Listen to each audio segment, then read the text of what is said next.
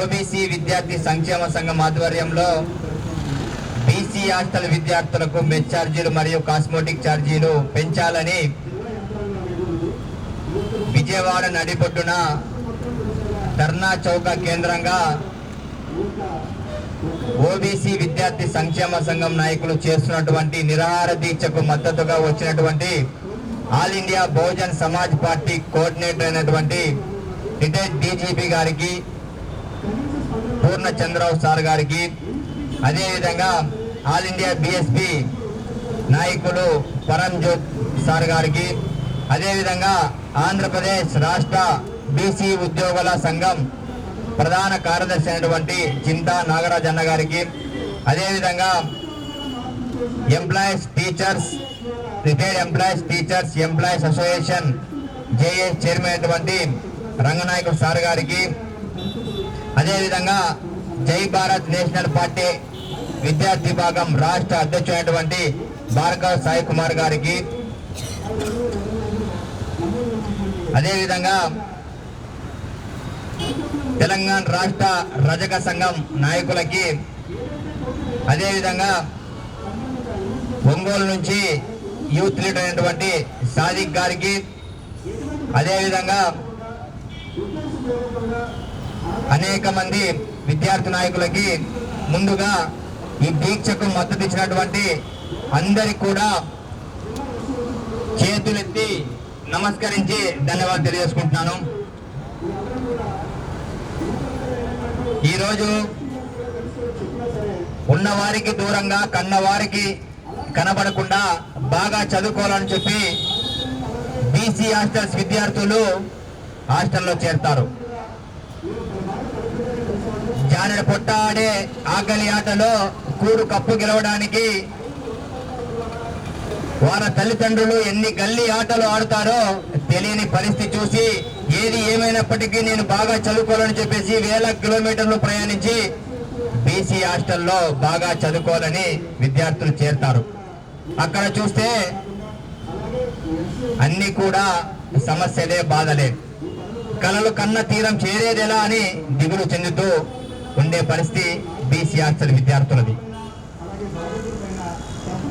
వీపు పైన 100 దెబ్బలు కొట్టినా విద్యార్థులు తట్టుకుంటారేమో కానీ కడుపు పైన కొట్టే ఒక్క దెబ్బ కూడా విద్యార్థులు తట్టుకోలేరు.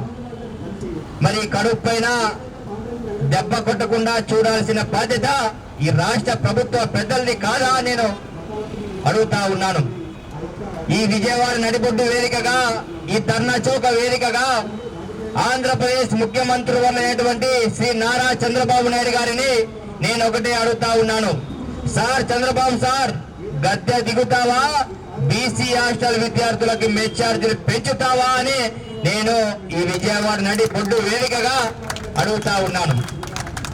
అదేవిధంగా ఏ ఉద్యమమైనా వేదనతో మొదలవుతుంది, శోధనతో రగులుతుంది, రోదనతో విజృంభిస్తుంది, సాధనతో ముగుస్తుంది. మరి నువ్వు ఒక్కడవే నేనొక్కడినే, నువ్వు నేను కలిస్తే మనం కలిస్తే జనం కలిస్తే ప్రభంజనం. మరి ఈ రాష్ట్రంలో 3 కోట్ల బీసీ ప్రజానికం ప్రభంజనమై ప్రభుత్వ మెడలు ఉంచి బీసీ హాస్టల్ విద్యార్థులకి మెస్సు మరియు కాస్మోటిక్ ఛార్జీలు పెంచుకుందామని చెప్పి నేను ఈ రోజు రాష్ట్రంలో ఉన్నటువంటి 3 కోట్ల బీసీ ప్రజానికాన్ని ఈ ధర్నా చౌక వేదికగా అడుగుతా ఉన్నాను. అదేవిధంగా ఇక్కడ కనిపించేవి 5 వేళ్లు మాత్రమే, కానీ బిగిస్తే పిడికిలి. ఈ పిడికిలి ఇచ్చే ధైర్యం ఎలా ఉంటుందిరా అంటే, పిడుగులు పడుతున్నా కూడా పద ముందుకని భయం లేకుండా అడుగులేసే ధైర్యం ఈ పిడికిలిస్తా ఉంది. ఈ పిడికిలతోన ప్రభుత్వ పెద్దల దవడలు గుడ్డి మన బీసీ హాస్టల్ విద్యార్థులకు మెస్ ఛార్జీలు, కాస్మోటిక్ ఛార్జీలు పెంచుకుందామని చెప్పేసి నేను ఈ రోజు రాష్ట్ర ఓబీసీ విద్యార్థి లోకానందరినీ ఈ ధర్నా చౌక వేదిక అడుగుతా ఉన్నాను.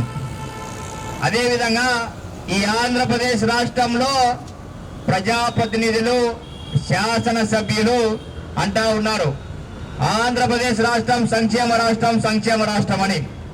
ఎక్కడయ్యా సంక్షేమము? బీసీ హాస్టల్ విద్యార్థులకు సంక్షేమం ఉందా? బీసీ ఉద్యోగస్తులకు సంక్షేమం ఉందా? ఎస్సీ ఎస్టీ మైనార్టీ నా సోదరులకి సంక్షేమం ఉందా?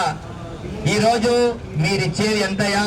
బీసీ హాస్టల్ విద్యార్థులకి 38 రూపాయలతో మీరు సంక్షేమ రాష్ట్రం అని అంటా ఉన్నారా? నేను ఈ రోజు ఈ ధర్నా చౌక వేదిగా సంక్షేమ రాష్ట్రం అని మాట్లాడుతున్నటువంటి ఈ శాసన సభ్యులకి ఎమ్మెల్యేలకి ఒకటే సవాల్ విసురుతా ఉన్నాను.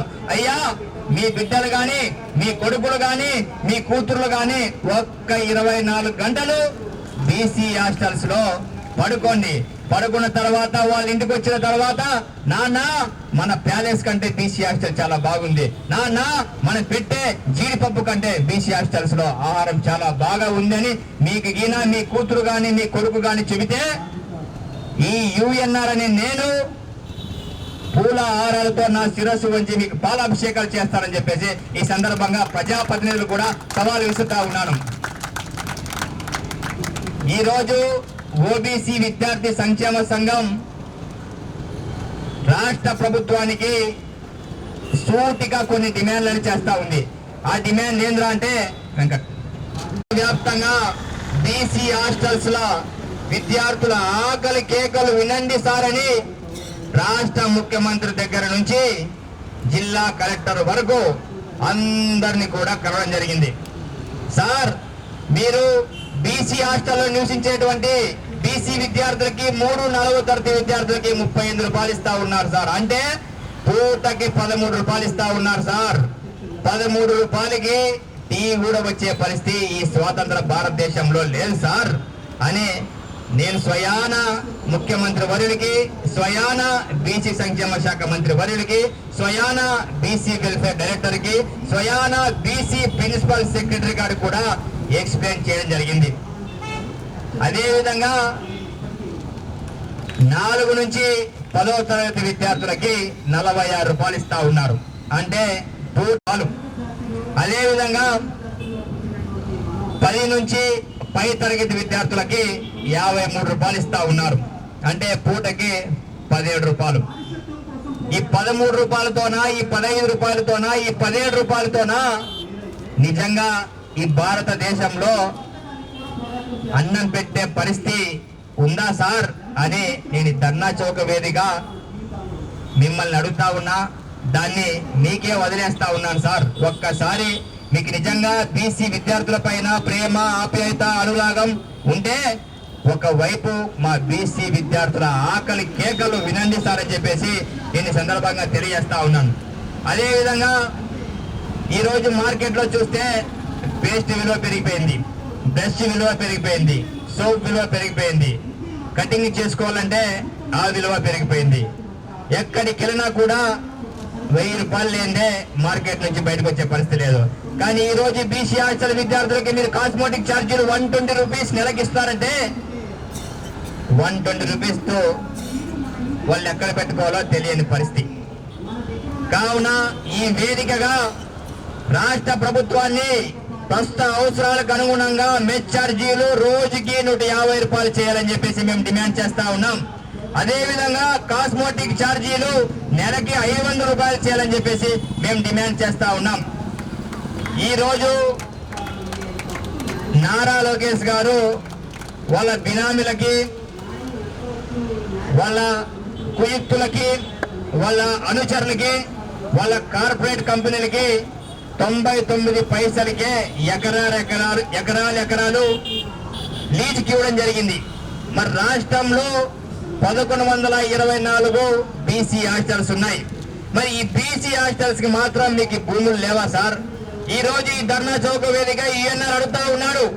ఈ 1124 హాస్టల్స్ కి ఆ 99 పైసకి రూపాయి అయినా కూడా నేను లీజ్ తీసుకుంటాను సార్. మీరు మా బీసీ హాస్టల్ విద్యార్థులకి తక్షణమే భూమి కేటాయించండి. ఆ లీజు ఖర్చు ఈ ఓబీసీ విద్యార్థి సంక్షేమ సంఘం భరిస్తుందని చెప్పేసి నేను ఈ సందర్భంగా తెలియజేస్తా ఉన్నాను. అదేవిధంగా మన అఘాయితం జరగడం లేదు. గత ప్రభుత్వంలో జగన్మోహన్ రెడ్డి, ఒక ప్రియాంక రెడ్డి అనే ఆమె మీద తెలంగాణలో అఘాయితం జరిగితే దిశా చట్టం తెచ్చాడు. మరి ప్రస్తుతం ప్రభుత్వంలో చంద్రబాబు నాయుడు గారి హయాంలో వాల్మీకి వసంతి పైన దాడి జరిగింది. మరి ఎక్కడ కూడా ఊసు లేదు, పలుకు లేదు. కావున ఈ రోజు మా బీసీ లేడీస్ హాస్టల్లో విద్యార్థుల మాన ప్రాణ రక్షణ కల్పించాల్సిన బాధ్యత ప్రభుత్వం పైన ఉంది. కావున మేము కోరుకునేది ఏంద్రా అంటే బీసీ హాస్టల్స్ ఉన్నటువంటి అన్ని పోస్టులను వాచ్మెన్ పోస్ట్ ని, హెల్పర్ పోస్ట్ ని, వార్డెన్ పోస్ట్ ను తక్షణమే భర్తీ చేసి రాష్ట్రంలో ఉన్నటువంటి మా బీసీ లేడీస్ హాస్టల్ల మాన ప్రాణ కాపాడవలసిందిగా నేను ఈ సందర్భంగా తెలియజేస్తా ఉన్నాను. అదేవిధంగా రాష్ట్రంలో వేలాది కాంపిటేటివ్ ఎగ్జామ్స్ ఉన్నాయి. గ్రూప్ 1 అయితేనేం, గ్రూప్ 2 అయితేనేం, డిఎస్ అయితేనేం, కానిస్టేబుల్ అయితేనేం, ఎస్ఐ అయితేనేం, ఆల్ యూనివర్సిటీ ఎగ్జామ్స్ సెట్స్ అయితేనేం, అన్ని కాంపిటేటివ్ ఎగ్జామ్స్ లో ఎస్సీ ఎస్టీ విద్యార్థులకి, మా సోదరులకి ఫీజు సడలింపు ఉంది. కానీ మా బీసీ విద్యార్థులకు మాత్రం ఓసీ విద్యార్థులకు సమానంగా ఉంది. ఎస్సీ ఎస్టీ విద్యార్థులకు ఏ విధంగా అయితే మీ ఫీజు సడలింపించారో అదే విధంగా బీసీ విద్యార్థులు కూడా ఫీజు సడలింపించి అన్ని కాంపిటేటివ్ ఎగ్జామ్స్ పై ప్రధాన డిమాండ్లను మా బీసీ హాస్టల్ విద్యార్థుల ఆకలి కేకల కరపత్రంలో కనిపిస్తున్నటువంటి పై 5 డిమాండ్లను రాష్ట్ర ప్రభుత్వం కూడా వచ్చే అకాడమిక్ ఇయర్ అంటే ఇంకా 60 రోజులు ఉంది. నూతన విద్యా సంవత్సరం ప్రారంభం అయ్యేలోపు పరిష్కరించకపోతే, ఈ డిమాండ్లన్నీ మీరు పరిష్కరించకపోతే